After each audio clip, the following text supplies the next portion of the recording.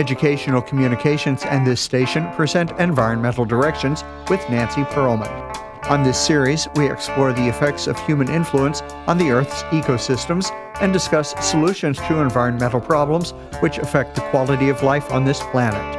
Environmental Directions gives you the kind of information you need to help you participate in decisions impacting your community, the nation, and the world. Now, here's your host, Nancy Perlman. Hello, my guest is Kit Wallen Russell. He is co-founder of the Skin Microbiome School and the Pavene Research Center. He is also creator, with his twin brother Sam Wallen Russell, of Jumo, which are skin health products that include lotions and face and body washes. With his twin, they are 7-time published scientific authors who hold master's degree in geophysics and nuclear astrophysics from the University College London and the University of Surrey. Welcome. It's a pleasure to have you with us. Thanks for having me, Nancy. You and your brother and your institution have worked to do many important studies regarding skin microbiomes and trying to improve the skin health of people. What is a skin microbiome? That's a nice, simple question to start off with, because that forms the basis of everything, all the education we do. We are only 40% human, and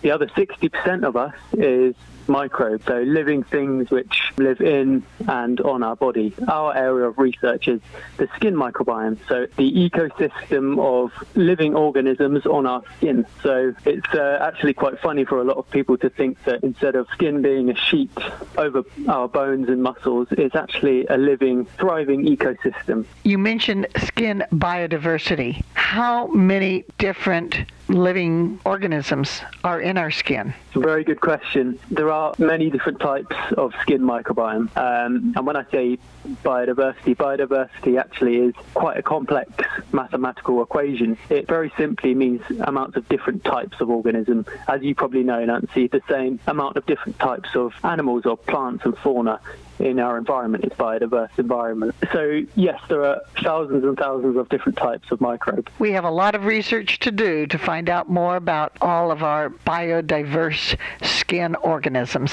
I have heard that there are a lot of tiny micro critters running around on our skin as well as inside our body. We can't see them, but they are there. Do they have names? You have different types of these microbes. So you have bacteria, is probably the one people know most commonly. You have fungi, and you have less well-known things like archaea as well. But the beautiful thing about our research is instead of these microbes being bad for our health, they're actually our protectors, and they're very, very good for our health. So we need to protect the ecosystem on our bodies as well as protect the ecosystems in our environment, as we know, and your listeners understand about the catastrophic biodiversity loss in macro ecosystems all across the world. But the same is happening on the skin, which is very alarming, actually. How is skin microbiome health linked to our overall health? Very interestingly, actually, our skin microbiome is crucial for, as we call it, whole body health, which not many people may realize. For example, there's an article a few days ago in one of the biggest newspapers in the UK called The Telegraph, which showed how food allergies and problems in the gut could be caused by a damaged skin microbiome. So many people may understand that what you eat and what you put in your gut has an effect on your skin, but as our research is showing, it's becoming evident that the skin microbiome may play a really important role in food allergies and gut problems as well, which shows it has a fundamental impact on whole body health. We know that the skin is an important organ, and yet the environment plays a role in how healthy our bodies are. We know that people can get skin cancer by having too much sun attack it, and we also know that synthetic chemicals and additives in our food and other products can affect our health. Is one environmental situation worse for our skin than another? That's a good question, actually, because as I said, said, your listeners will be aware that there has been a catastrophic biodiversity loss in macro ecosystems all over the world due to human intervention. But what many of them may not understand is that the same catastrophic biodiversity loss is being seen in the human microbiome, so in the gut and our area of research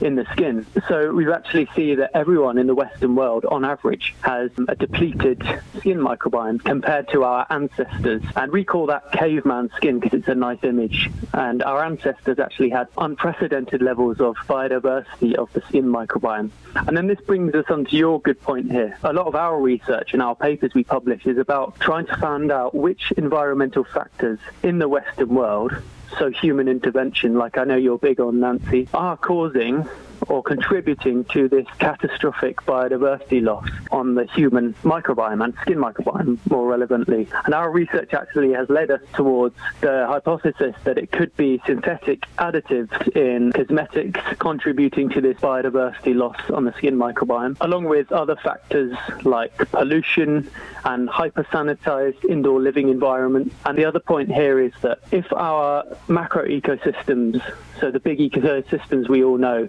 like Yellowstone Park is a nice example, if these are all being depleted, like David Attenborough talks about, and they are damaged by human intervention, this also has a knock-on effect to our skin microbiome, which then has a knock-on effect to our overall health. As our body comes into contact with fewer microbes in the environment, or less biodiverse environment, and more hyper-sanitized indoor living environment, our immune system and skin microbiome is actually affected negatively as a result. What we try and relate is, we always say, many people might be aware that these macro ecosystems are being damaged, but some people who listen to your show may not understand, or people who don't listen to your show may not understand how the global biodiversity loss and things happening in our environment and environmental issues you champion so well, Nancy, how they affect our wellness personally, and that's how we're trying to link the two. The global biodiversity loss in ecosystems all around the world and environmental issues you talk about are very linked to our own health in our body.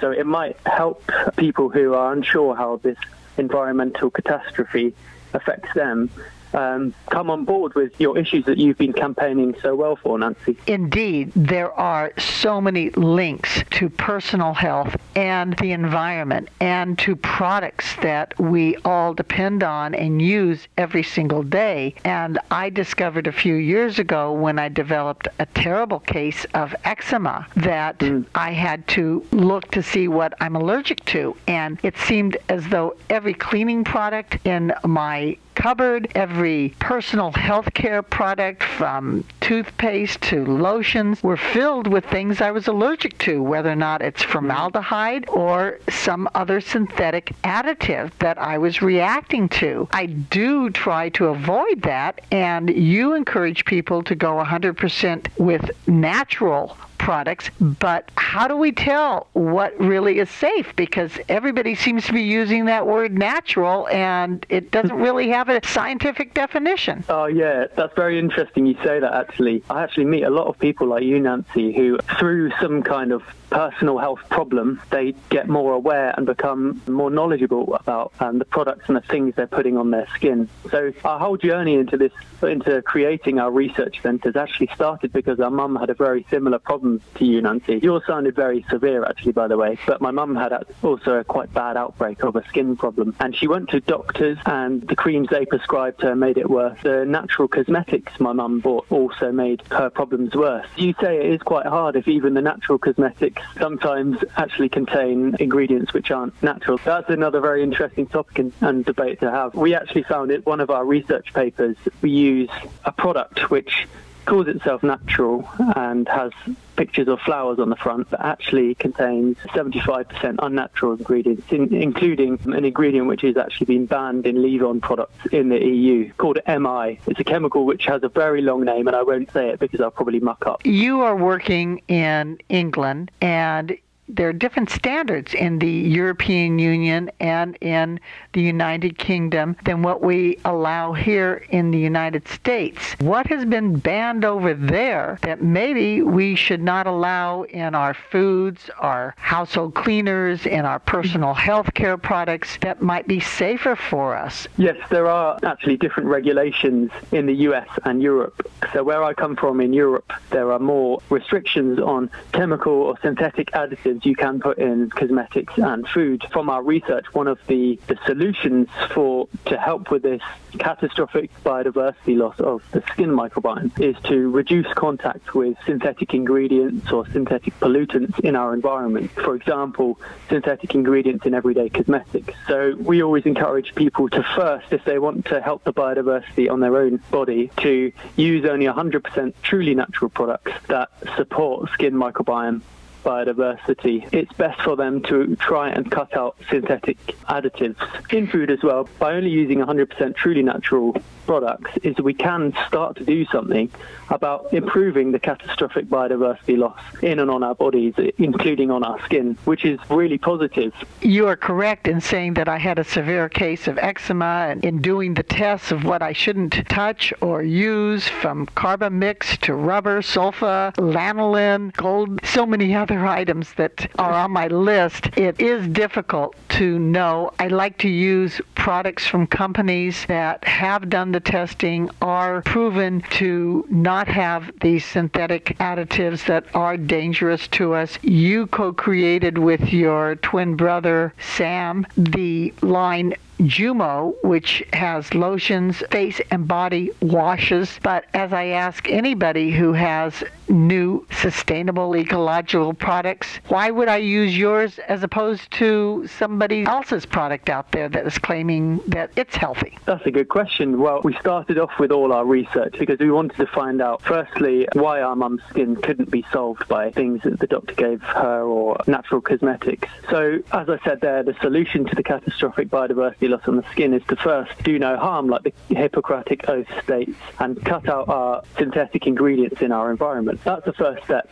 But then we wanted to go one step further and try and really create the right conditions on the skin for biodiversity to thrive and to enhance it. So what we tried to do through our research was create a product which has the formulation which synergistically creates the right conditions on the skin for biodiversity to thrive. We then tested our face and body wash, and we found that within 2 weeks, in a study I published with the Medical University of Graz, we found that compared to everyday cosmetics, including that so-called natural one I told you earlier, it actually significantly increased the skin microbiome biodiversity within 2 weeks. This was a nice first step in creating something which could hopefully help the skin microbiome. And I encourage everybody to read your free articles at microbiomeschool.com. The research is very important and interesting and useful. Most of the products that we buy that touch our skin, whether or not they're cleaning or health or something we're using in our yard, are generally created by large companies that are very involved with the chemical industry. And the chemical industry who's producing those additives and elements are funding the research to create those kinds of products. Who funds your kind of research? Our research is all self-funded. Everything we make from our skin health company, Jumo, we put into our research. Obviously, we're always on the lookout for people to work with who share our values and our ethos. As you say, that is one of the big things, isn't it? There's a huge amount of money. It's a multi-billion-dollar industry, and sometimes some of this money, as you say, can be put into research and development in certain areas which may further what's going on at the moment. Are you sure that the ingredients are sourced from organic materials, that you are using fair trade practices, that the process of manufacturing and transporting these products are done as sustainably as possible?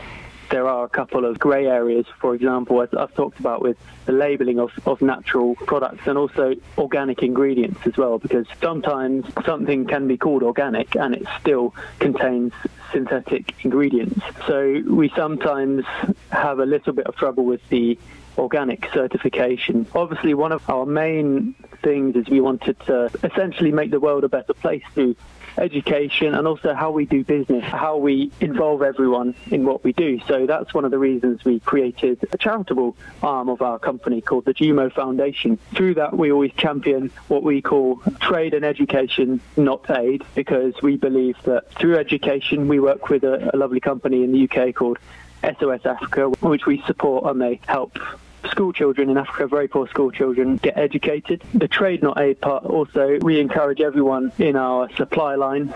Obviously, everything in our supply line is ethically sourced, but we also want to involve everyone, and that's why we created Jumo as a cooperative, which means that anyone who works with us is part of one big family and can own a stake in the business and have a say in how it's run. One of our main aims, not just to help people's health, is also to recreate how business is done, really, and make the world a better place for everyone who works with us. I want to thank you so very much for being concerned about our skin biodiversity, because it's something that we don't see but is there, and we must care about it. Thank you for being my guest. Thank you very much for having me, Nancy. I hope my aim of spreading this education to as many people, to help as many people as possible, could hopefully also bring in to new people to support your environmental campaigning, which has been so crucial for the last few years and decades, I think, isn't it, Nancy? Absolutely. Been working on all of these issues for decades, and I look forward to seeing more years of your research as well. I have been speaking with Kit Wallen Russell, who is co-founder of the Skin Microbiome School and the Pavene Research Center. I'm Nancy Perlman. Thank you very much for joining us, and do tune in again next week. If you would like free information about these environmental issues, go to www.ecoprojects.org or call 310-559-9160. Environmental Directions with your host, Nancy Perlman, is a community affairs program of the nonprofit organization Educational Communications and this station.